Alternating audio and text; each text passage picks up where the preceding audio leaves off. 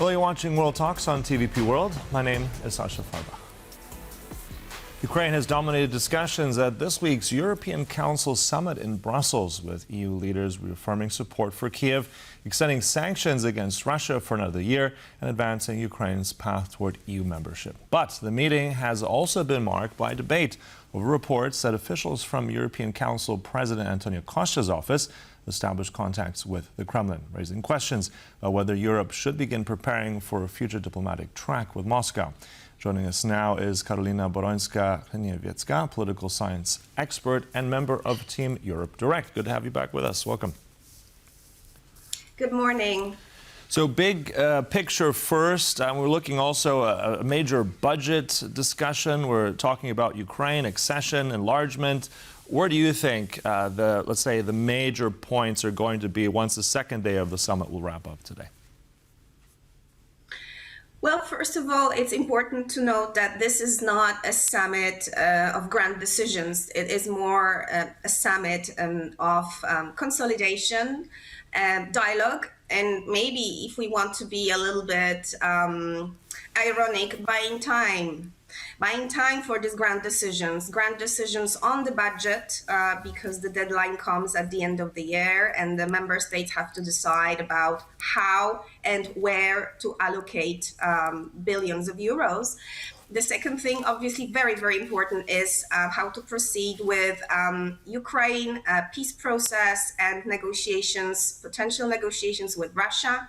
We also have a pressure from the Middle East that was not caused by us, but by the United States. But we are paying the price, and the leaders have to take decisions in this respect.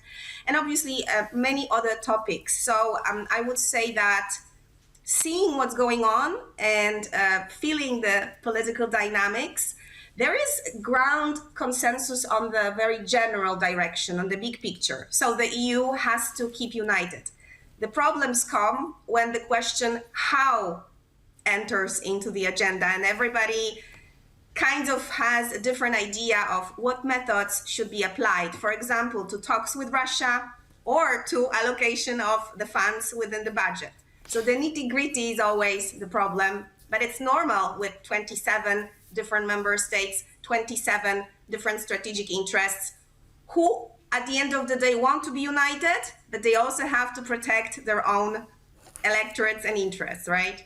Yeah, and all those, let's talk about the nitty-gritty there for a moment. You said about grand unity, but what about this thing? I mean, various media reports, also our own correspondent telling us about this information of Pedro Larti. He's the chief of staff for the European Council President António Costa. Now, apparently, there were phone calls made on his behalf, on behalf of the European Union. This is not sat well, apparently, with other countries, including Germany and France, who've said it should be them and not the EU. So where are we with this? Is there a united path to how and who to deal with Russia? Yes, this comes to a big question. Who runs the EU, the European diplomacy on the top level, right? And there is always a trade-off between acting fast and acting effectively, and keeping the unity, which I mentioned before. So apparently António Costa and his staff have contacted Russia with regard to no substantial issues, simply finding the channels of communication. But that was not taken nicely, positively by other member states. First of all, because António Costa doesn't have any mandate to talk to Russia. However, this was not really taking any decisions. It was just representing the EU and finding, maybe through some brief contacts, possible channels of communication, keeping them open.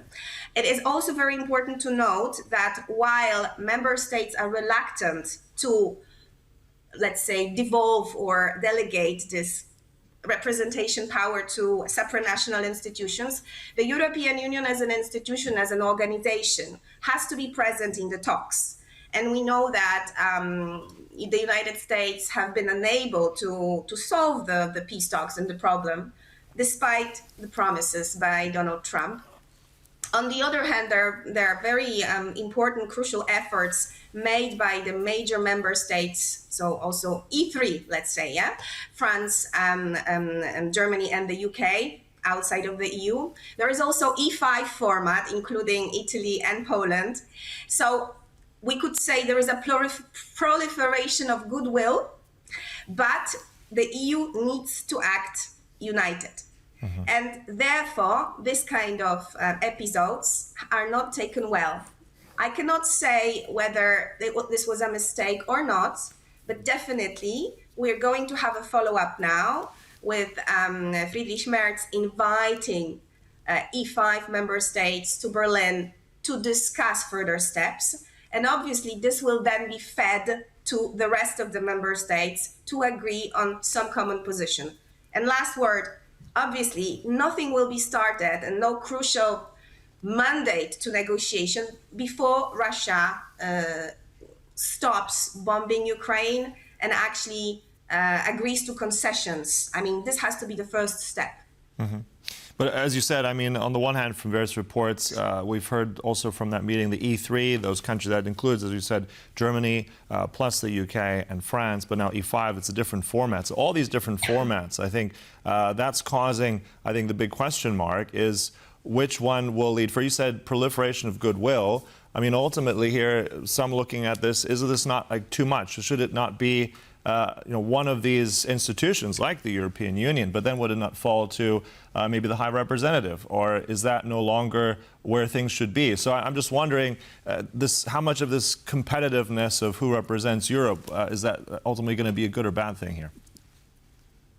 Well, it comes down to a simple institutional, constitutional question. There are two levels of looking at it, institutional and political. So in terms of institutional, constitutional questions, the treaty clearly says that foreign policy, security policy lie within the remit of member states. This is an intergovernmental area of competence, which means that any decisions on negotiations, on the mandate, on the directions that talks should go, have to be agreed unanimously by all 27 member states. This is one thing. The second thing is who speaks for that decision. And this actually, in the treaty, we can see that the most, I would say, formally enabled and mandated institution would be the High Representative. High Representative, who's now Kaja Kallas, right, from Estonia, but she's acting on behalf of the whole Europe, in the sense of 27 member states represented in the Council. She has not been involved in these talks that António Costa held online with Russian representatives. But there is also another problem with Kaja Kallas. Kaja Kallas is very boldly anti-Russian, very skeptical of negotiating with Russia, and also plainly said recently that the EU is not neutral mediator in this negotiation. It's firmly behind Ukraine, it's supporting Ukraine and wants to punish Russia. Therefore, Russia does not want to talk to Kaja Kallas. So what I'm actually discussing now with you is basically a very complex architecture that has to be at some point summarized and I would say entrusted in one particular representative who will be talking on behalf of the EU. Yeah. So, I mean, this is complex, and I think this is one of those things that the decision on the European level are never made quickly. Well, I'm sure we'll go more into it. It'll be on the agenda for sure. I want to go into this, several more topics covered. I mean, what do you think in terms of, if we're looking also at Poland and this region, if we're looking at the budget, if we're looking at migration, what in your mind is going to be the most important thing that Poland will want to get out of this council? You said grand decisions later, but still, what does Poland want out of all this at the end of the day? Well, there are over 10 different topics and issues listed on the European Council agenda, so it is very difficult now to go into everything, right? But I think that it's very important for Poland to really, emphasize its importance as a Eastern flank member state. a very important geopolitical player between the East and the West, a country that has invested very much now in strengthening its own defense sector and increasing defense spending. So this is a country that also wants to have a voice. So this will be very important for Poland, that the Council conclusions are taking into account the perspective of the Central Eastern member states. On other topics, I mean, obviously, we're very much interested in the budget. We're very much interested in keeping the budget balanced and also, well, very much, let's say, focused on the defense side, because there are countries in the EU that now would like to question a little bit the higher defense spending and maybe redirect some funds towards other important sectors like innovation and other investments, for example, in green energy, right? So this will be also quite important for us to keep the fingers on the pulse. And obviously, the enlargement process, it is very important for us as well. And we are supporting Ukraine in opening the negotiation clusters as soon as possible. But let's remember that this is not on the member states, but the duty lies on the side of Ukraine to basically prove chapter by chapter that its institutions, its courts, its market as well are working the same way as the EU member states. And this is a long way to go. Yeah, so 27 member states, but many different positions there. It can't be an easy task. But look, thanks for breaking down those issues for us. Always a pleasure having you. That was our guest here this morning, Karolina Borońska-Hryniewiecka from Team Europe Direct. Thank you. Thank you very much. Thank you for watching World Talks. Stay right here on TVP World for more news and commentary. Goodbye.